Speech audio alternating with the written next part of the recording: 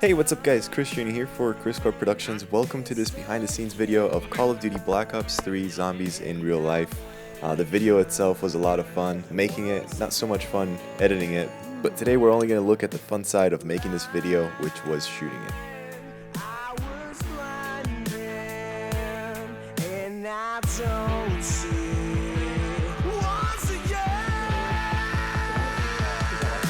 È rimasta incustodita dall'altro lato? Sì.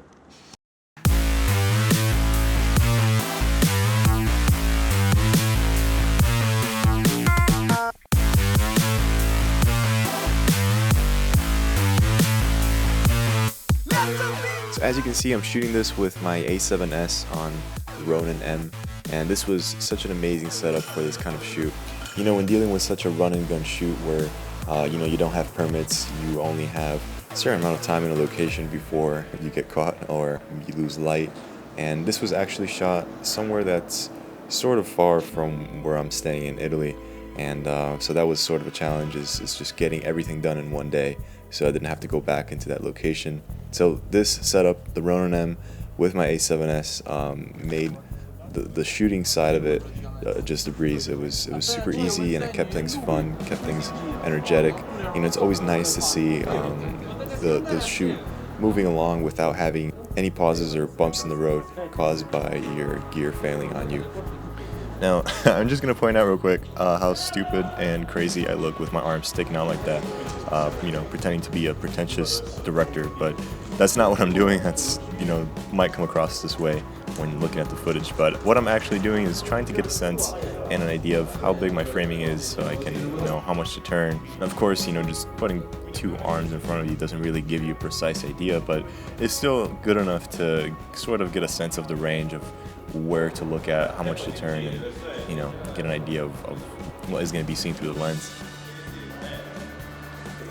Now, as far as lens, I only used one lens, which is a Rokinon CINE 24mm, which has a lowest t-stop of a 1.5, which was really great when the sun started to come down and we were losing a lot of light. However, even in the darkest situations, especially in that last sequence when the guys are going down to the lower levels and they're only using a flashlight to sort of see where they're going, I didn't open up my lens all the way, and that's because it gives you a much more shallow depth of field, which is great in some situations for aesthetic reasons, but when it comes to focus pulling, it's a pain, and it would have been impossible to pull off any of these shots with pulling focus because I don't have a wireless follow focus system.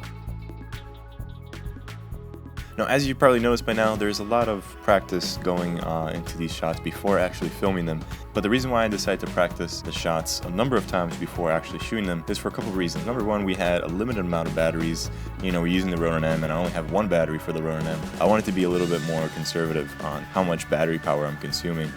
But the other reason is that we sort of planned everything out as much as possible through Facebook. You know, we created a group. Anyway, so there was sort of a little bit of planning, but I've never been to the location, and the only parts that I've seen of the location were just some phone pictures that some of the guys involved in this video were actually kind enough to take. But unfortunately, once I got to the location, it was completely different. I mean, some of the windows where I thought zombies could come in were actually facing a cliff, so there was no way of having zombies on the other side kind of crawl through them.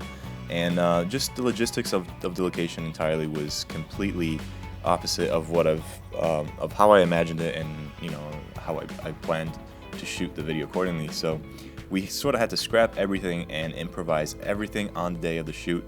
So there was a lot of practice, not just to get the shot right and every detail right, but it was actually coming up with the shot. So sort of running through it, saying, okay, you go here, you go in this way, and then you zombies are going to come in through that side, and then I'm going to move this way, and see how that works out. And, you know, oftentimes there were a lot of things that were just not right, so we had to replan the shot and fix things little by little every time we practiced it until we felt like we got it right enough to actually film the scene. And all the shoot was pretty much like this, and ahead of time I already knew that I wanted to make it seem like it was all one continuous shot, which of course is very obvious in the end. At least I think that it's not, but still sort of getting that continuity feel of moving from one area to the next. Especially when dealing with a location that's so large and you can pretty much get lost in it as a viewer, it was very important for me to sort of understand where everybody is moving and follow them in one continuous sort of movement. And the fact that we shot some of the scenes out of order made the whole idea of achieving a continuous shot even much more difficult to achieve. So that is part of the reason why we sort of ran through things multiple times.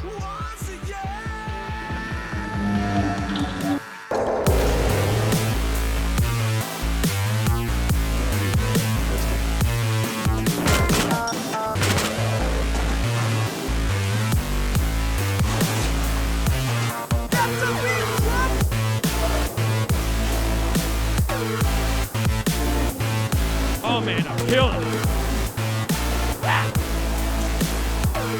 I'm down.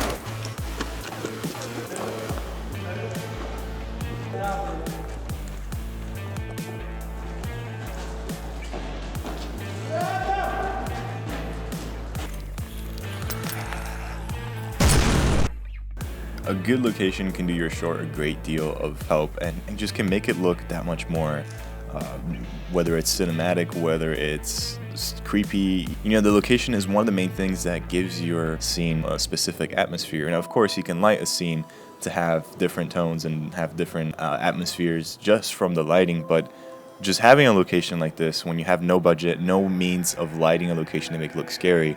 I mean, we have these really creepy concrete curved stairways that go to the upper floor. Everything is just very, I don't know, it was perfect. And I was extremely lucky to have met people that know of this place, and that's how we got around shooting in here. But I guess the main thing that you can get from me rambling about this amazing place is that, you know, it's not about just a specific location. Just having good locations overall can help you a great deal and add just a ton of production value that you otherwise couldn't have had. I mean, this looked like a zombie map from the Call of Duty game. That in itself already added a sort of sense of, not realism because we're trying to imitate a game, but you know, it kind of called to some of those features in the game that we didn't have to do with special effects. We didn't have to create the atmosphere with renting HMIs and setting them outside and setting up different lights and getting a different feel for this. It was all set up and ready to go for us. So that, along with having the amazing setup of my camera on the Ronin and having people that just had an incredible amount of patience. I mean, it started raining. We spent a whole day there. These guys would have just, pushed through the whole video without complaining. They were actually super happy. And that is exactly the type of experience that makes a video fun to make. You know, when you're working with grouchy people that don't want to be there, they don't want to do that, which is often the case of, you know, us low-budget filmmakers. We're trying to find friends and people that just can spare their time to do this, and oftentimes they might not be too happy to do this. But I was extremely happy that this wasn't the case for this video, and I had a blast, and I think everybody did. And I guess, I don't know, just the main thing to take from it is be happy at what you do. You know, filmmaking or acting or anything related to a project like this should be fun. You know, if it's not fun, then there's something wrong right there. But anyways, guys, I'm rambling off for way too much, probably making this video way too long, but if you have any questions, if you want to just talk about anything, ask me anything in the comment section down below, and share the original video or this behind the scenes video. Honestly, anything helps out a ton. And if you want to help me out even further, I just created a Patreon page, so you can donate even like $1 or anything you really feel like. And that helps this channel grow, and it helps me make more content like this and keep it coming. Anyways, guys, my name is Chris Trini for Kriscoart Productions. I'll see you next time.